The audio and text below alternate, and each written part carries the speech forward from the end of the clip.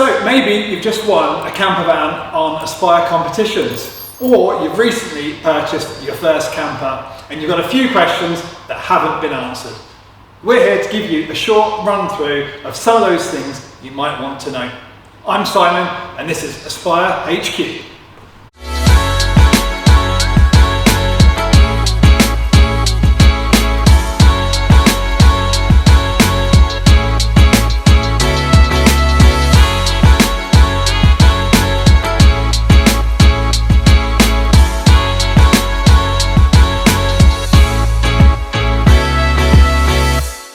We're going to start off inside this stunning T6.1. Now, some of the things in your own van might be slightly different to ours, but we'll get to those when we come to them. When you get a camper, making use of all the available space is really important. In this case, our camper has got a pop-top roof. Very simple to use and open. Our particular version simply has two latches underneath the sun visors that with a latch key, unscrew, and then the roof pops up.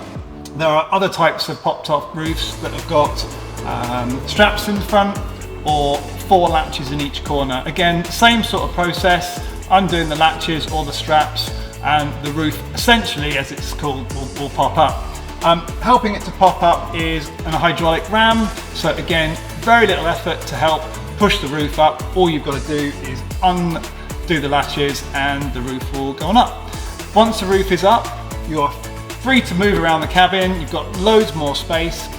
Our particular pop top is called a scenic pop top. So that has removable sides. So if you're parking up in a really scenic area with a zip, you can remove all of the sides and have a much better view. Maybe you're parked up somewhere beautiful, or you just want to look around the campsite where you're located. Now, once you want to take the roof back down, very simple, straightforward process. If the sides are down, zip them back up, pull the roof back down, and then simply, in our situation, once you've pulled it back down, tighten up the latches and secure, and then stow away the bed, and you are ready to go. So now we've got the roof up. To pull the bed back down, all we need to do is pull from the top here, slightly towards you, and then that pulls straight back into place with a great big clunk. So now we've got some headroom. This is a burner and sink, which is a 2-burner combination. Uses standard camping gas, which is found stored at the back of the camper van. All that's simply required to get this going is turning on the regulator at the stove at the back of the bus, and then it's very simple, very much like your stove at home. Simply switch on the igniter and you are ready to cook a meal for the family. With the sink, obviously very much like your sink at home with the tap, all you simply need to do is fill up with fresh water. Underneath here we've got a separate water tank, so take that away, fill it up with water. We have a switch on the control panel here, and then very much like your sink at home, you might hear the pump, probably hear the pump go there, and then you have fresh running water. There's another water tank on here which is for grey water, which is for waste. So that's really everything that you need to know about the sink. Obviously, if you're leaving your camper for a month or so, or any longer really, once you're finished, always make sure your tanks are empty. You don't want to go and have stale water in those tanks. But that's all you need to know.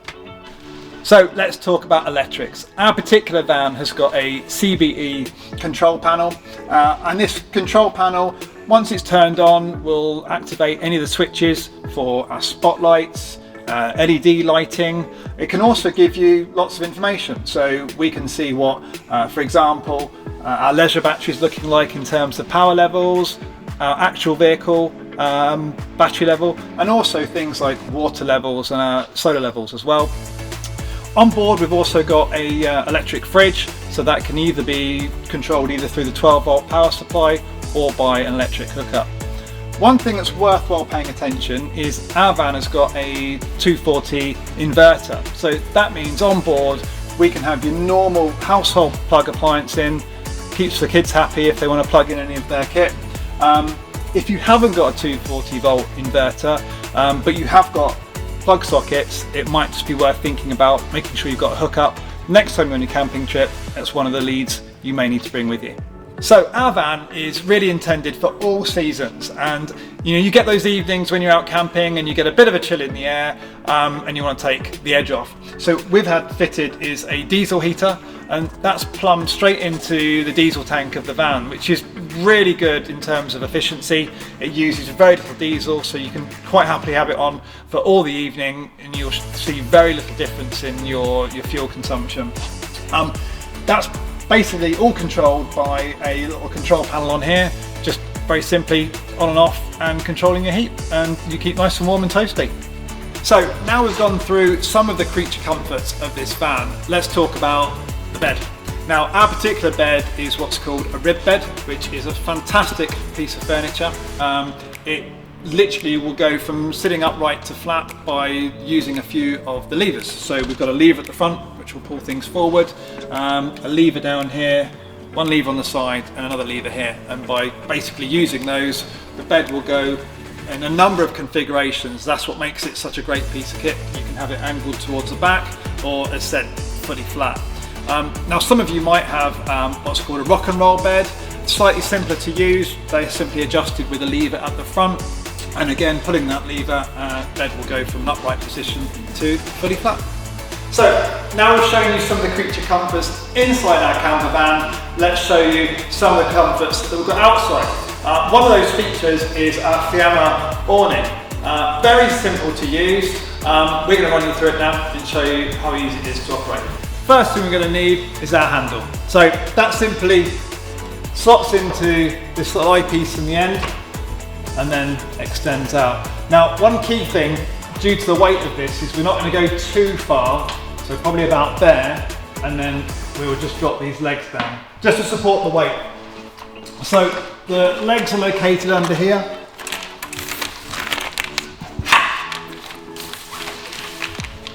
You simply drop down, and on here there's a small little thumb screw which just pops down there. So we'll just take some of the weight off, and then walking over to the side, exactly the same.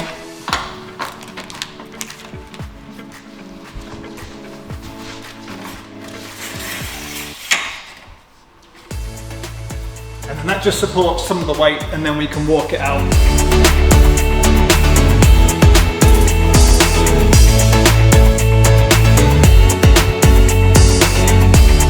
So now our awning's up, let's take a look around the other side. So on this side of our camper van, here we have the panel, which is simply for our electric hookup, if you've got that on your campsite. Some of the vans, as mentioned earlier, have got a larger sort of underslung water tank, and they would usually have the filler just here for those particular vehicles. So there you have it. Hopefully one of you watching has been actually lucky enough to win one of our camper vans. We're going to wish you a very happy camping. Hopefully the video's been useful for you. Like and subscribe, and we will see you soon.